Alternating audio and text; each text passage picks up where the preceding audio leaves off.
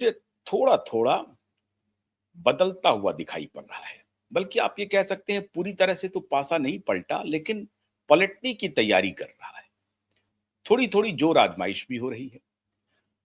इसके पहले कि भारत कहां मिसाइल की गर्जना हो रही है, मोदी का क्या रौद्र रूप सामने आया है, इस पर बात करें। थोड़ी चर्चा हो जाए माननीय ट्रंप साहब की और यूरोप की। एक खबर आई है, अब ये यूरोप से आ रही है खबर। यूरोप पहले कुछ दिनों से बड़ा शांत था, चुपचाप बैठा हुआ था। वेनेजुएला की घटना के बाद भी मौन साधे हुए था, चुप्पी साधे हुए था। अब थोड़ी सी चुप्पी उनकी टूटी है। हालांकि इस चुप्पी टूटने का कोई महत्व तो नहीं है, क्योंकि जैसे ही चुप्पी टूटी, ट्रंप ने धमकी दे दी। चुप्पी कैसे टूटी? चुप्पी टूटी इस बात पर कि डेनमार्क और ग्रीनलैंड को लेने की जो धमकी ट्रंप ने दे दी है, इस धमकी को यूरोपियन यूनियन सीरियसली ले रहा है और उनको इस बात का इल्म है कि मुमकिन है कि वेनेजुएला के बाद डोनाल्ड ट्रंप ग्रीनलैंड पर धावा बोल दे, डेनमार्क पर धावा बोल दे और ग्रीनलैंड पर कब्जा कर ले। दिक्कत यह है कि वेनेजुएला ना तो यूरोपियन यूनियन का हिस्सा था, ना किसी और वो ब्रिक्स में शामिल होना चाहता था, लेकिन ब्रिक्स में शामिल होने के पहले ही अमेरिका ने कब्जा कर लिया एक प्रकार से। उनकी इच्छा थी ब्रिक्स में शामिल होने के लिए। ब्रिक्स का मतलब है ब्राजील, रसिया, चाइना, इंडिया और साउथ अफ्रीका। इसके साथ आने की तैयारी में वेनेजुएला था और इसकी भनक डोनाल्ड ट्रंप को लगी और उसके बाद मेक अमेरिका ग्रेट अगेन वाले जो माननीय डोनाल्ड ट्रंप है, उन्होंने कब्जा कर लिया और अभी वहां पर समझिए कि नंगा नाच चल रहा है। नंगा नाच इन द सेंस कि डोनाल्ड ट्रंप के समर्थन में अमेरिका को महान बनाने वाले जो समर्थक हैं, वो सड़कों पर नाच कर रहे हैं। उनमें उल्लास का वातावरण है और डोनाल्ड ट्रंप एक प्रकार से उनकी भावना को तुष्ट कर रहे हैं। हालांकि अपनी कमजोरी बचाने, अपनी छुपाने के लिए, अपनी नाकामी छुपाने के लिए, अपनी गलती छुपाने के लिए वो ऐसा कर रहे हैं। लेकिन वो व्यवसायी हैं, उनको मालूम है क्या करना है। लेकिन अब उनका ये दांव ग्रीनलैंड के मामले में और डेनमार्क के मामले में चलेगा। यूरोपियन यूनियन के दो देशों ने एक प्रतिक्रिया, दो या तीन चार देशों ने बल्कि कहिए प्रतिक्रिया दी है।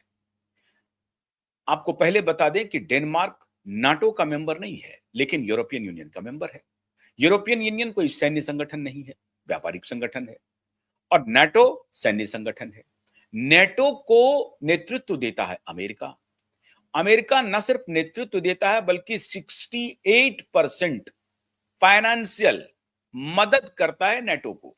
और अमेरिका इसके पहले कहता रहा है यूरोपियन यूनियन से और यूरोपियन देशों से जो कि नेटो के सदस्य हैं, उनसे कहता रहा है कि साहब तुम अपने जीडीपी का 5-6% कंट्रीब्यूट तो करो, आर्मी पर खर्च तो करो। केवल अमेरिका ही पैसा खर्चा करता जा रहा है। हमारा पैसा, हमारा खर्चा, सब कुछ हमारा, और एंजॉय तुम कर रहे हो, काम तुम कर रहे हो। ये नहीं चलेगा, हम बहुत दिनों तक तुमको प्रोटेक्ट नहीं करेंगे बिग ब्रदर बन करके।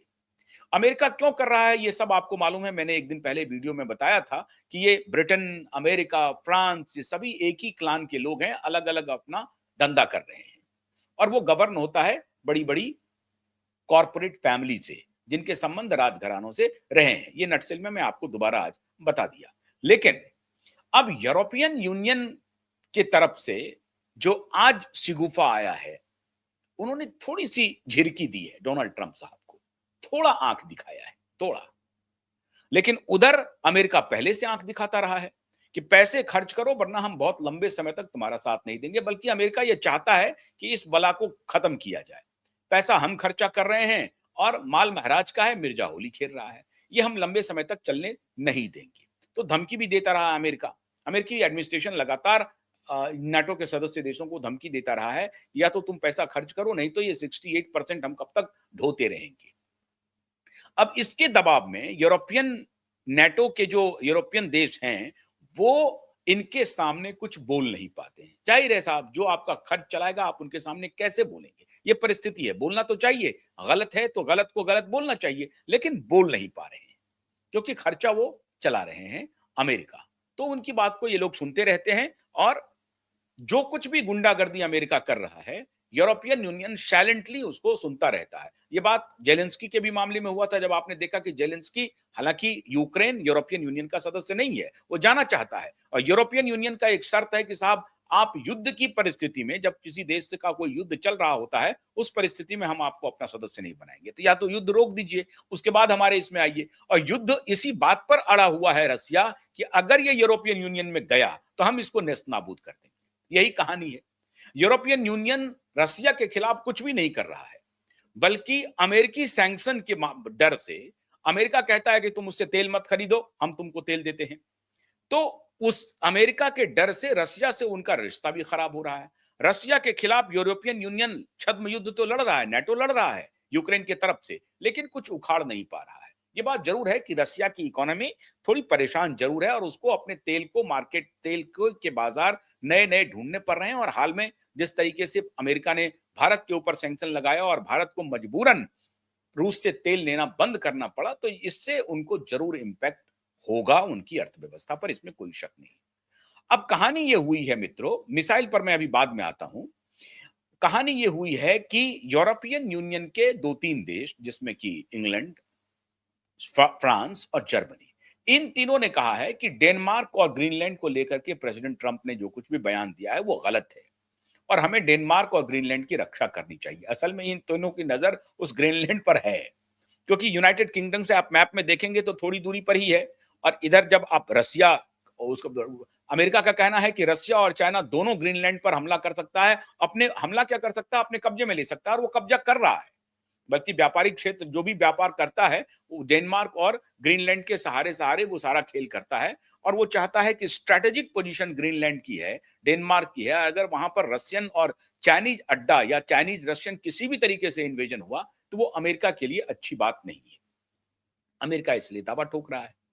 तो इंग्लैंड, फ्रांस और जर्मनी ने कहा है कि डोनाल्ड ट्रंप साहब का यह कहना ठीक नहीं है। और मैं इस मामले में, मतलब हम सभी, ये जो 3-4 यूरोपियन कंट्रीज के सदस्य हैं, ये सभी डेनमार्क के साथ हैं, सॉलिडेरिटी दिखाया है। बड़ी अच्छी बात है। अब सॉलिडेरिटी दिखाने में फ्रांस ने सबसे पहले बढ़ करके कहा था कि ये बात ठीक नहीं है, मैं डेनमार्क के प्रधानमंत्री के साथ हूं, डेनमार्क के लोगों के साथ हूं। डोनाल्ड ट्रंप ने कहा कि ऐसा है मैक्रोन, अपनी औकात में रहिए आप, ऐसा टैरिफ बढ़ाऊंगा कि 7 जन्म तक आपको होश नहीं आएगा। अब डर गया फ्रांस, कहा कि साहब ये तो टैरिफ का खेल करता